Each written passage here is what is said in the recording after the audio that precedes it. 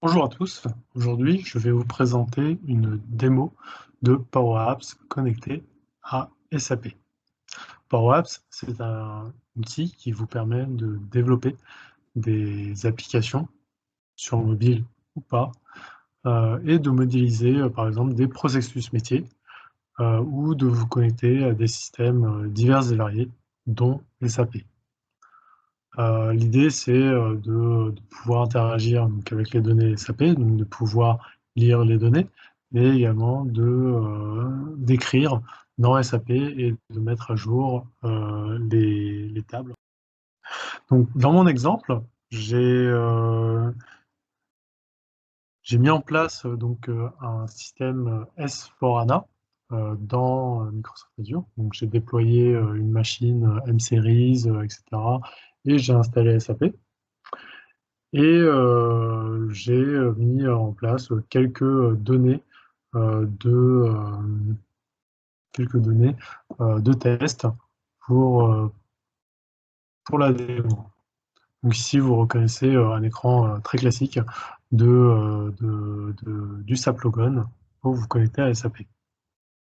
Donc on reviendra sur ça après. Et si on regarde sur l'écran de gauche, j'ai une application sur mon téléphone euh, donc j'ai développé une application qui va se connecter à cet environnement SAP sur Azure pour y consommer les informations. Donc, SAP, c'est un des workloads possibles, hein. On peut se connecter à tout plein d'autres choses, euh, entre autres des services cognitifs, par exemple, que je vous montrerai. Donc ici, on voit que j'ai une application qui s'appelle SAP Bank Management. Donc l'idée, c'est de pouvoir gérer les comptes bancaires et de pouvoir rajouter des comptes, etc. Donc bien entendu, ce scénario peut être étendu à la création d'une commande et de pouvoir lire les commandes en cours, etc., etc. Là, je vais cliquer sur l'application. Et ça m'emmène sur un premier écran qui me demande en fait le pays dans lequel je veux lister mes numéros de banque. Donc ici, je vais cliquer sur Find Item et je vais taper FR. Donc là, il me retrouve le code pour la France. Voilà. Et je vais cliquer sur Banque List. Donc là, qu'est-ce qui va se passer? C'est que le bouton va envoyer une commande à SAP qui va déclencher une BAPI pour lire les données dans SAP. Donc rapidement, SAP me répond sur l'ensemble des banques disponibles en France. Donc on peut faire l'exercice juste à côté, hein, dans SAP, de voir le contenu de la table. Donc, je vais faire la transaction SE16N que vous connaissez tous, et je vais aller voir la table BNK.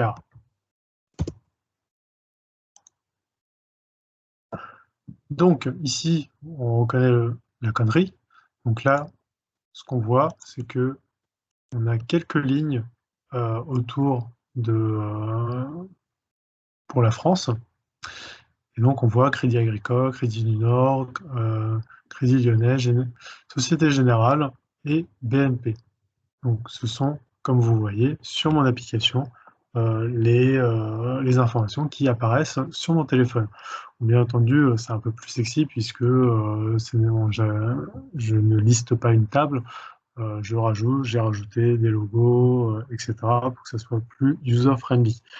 Donc là, par exemple, si je sélectionne Crédit Agricole, là, je vais avoir une autre BAPI qui va être appelée pour avoir le détail de la banque. Ici, je peux revenir donc en arrière et également voir ce que la Société Générale me raconte de beau. Voilà. Donc là, on va dire que c'est assez facile, c'est uniquement du listing, donc on va lire les données dans une table à travers une API mise à disposition par SAP. Alors, en termes de BAPI, vous avez la possibilité d'utiliser les BAPI standards que vous mettez à disposition SAP, ou bien de développer votre propre BAPI et de mettre à disposition les informations que vous souhaitez. Donc finalement, vous pouvez interagir avec tout type d'informations disponibles sur SAP via les BAPI. Donc là, on a listé, mais c'est vrai que parfois, c'est intéressant de pouvoir ajouter de l'information dans SAP. Donc, on va cliquer sur le petit plus en haut à droite. Et là, en fait, j'ai des informations à saisir. Donc, vous voyez que pour FR, je n'ai que ces informations disponibles. Donc, on va ajouter une information dans la table des banques. Donc, ici, je vais cliquer sur FR. Le numéro de banque, bah, je vais prendre un numéro au hasard. Voilà.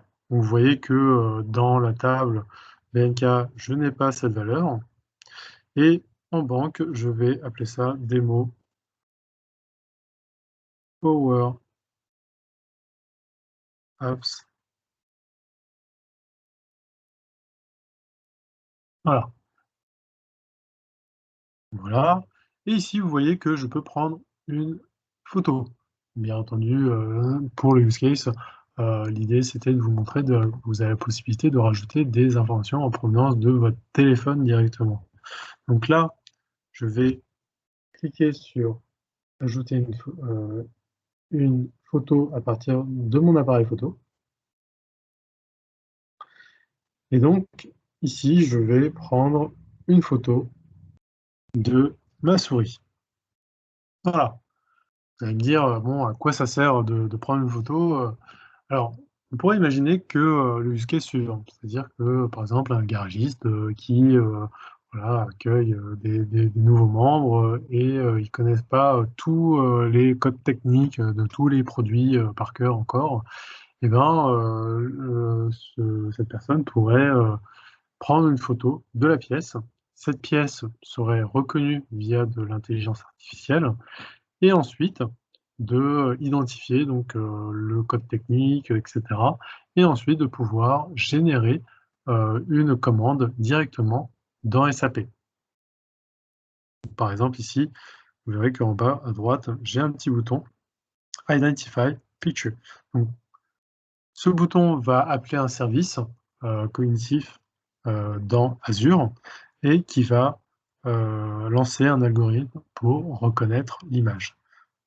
Je vais cliquer dessus. Et là, l'outil, donc le service cognitif, donc Computer Vision, me renvoie que c'est un close-up, donc un zoom, sur la souris d'un ordinateur qui se trouve sur une table. Voilà. Donc donc imaginez que voilà, si vous entraînez votre modèle, de pouvoir reconnaître n'importe quelle pièce disponible dans chez vous. Et ensuite, de se dire, ok, bon bah voilà, j'ai identifié la photo, je vais pouvoir créer mon entrée. Donc là, je vais cliquer sur Create Bank. Voilà, donc ça a été créé normalement, donc je vais revenir en arrière. Et vous voyez que tout à l'heure, j'avais que 5 banques listées. Et là, je me retrouve avec Demo Power Apps avec la photo de ma souris. Et si on regarde sur SAP et que je fais rafraîchir, vous voyez que la ligne Demo Power Apps est apparue dans la table BNCAR. Donc ça, c'est une façon de pouvoir interagir avec les systèmes SAP. L'avantage, c'est que bien entendu, tout est interconnecté puisque voilà, mon système est dans SAP, et dans Azure, pardon. et que les services cognitifs sont également sur Azure, ils sont disponibles, tant que voilà, vous les utilisez pas, vous ne payez pas, mais c'est l'avantage de Azure de proposer des services on top de SAP. Donc voilà, donc je suis revenu sur l'écran d'avant. On va voir comment en fait on a pu développer cette application avec Power Apps.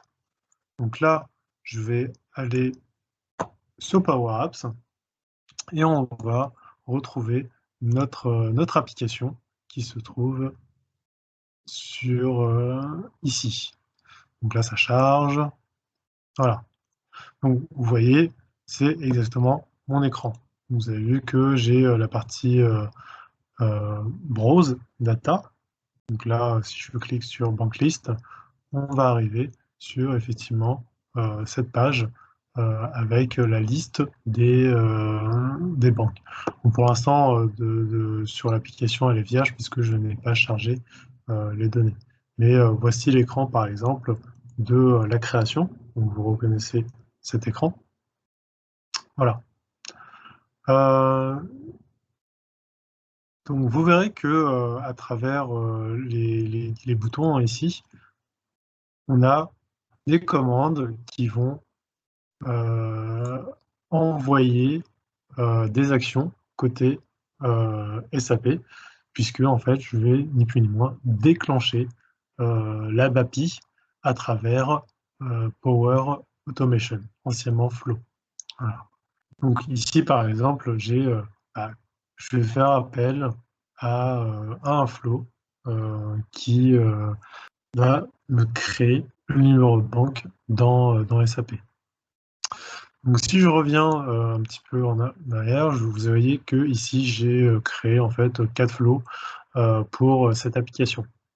Donc on va prendre par exemple le plus simple, donc la lecture de, de données dans SAP.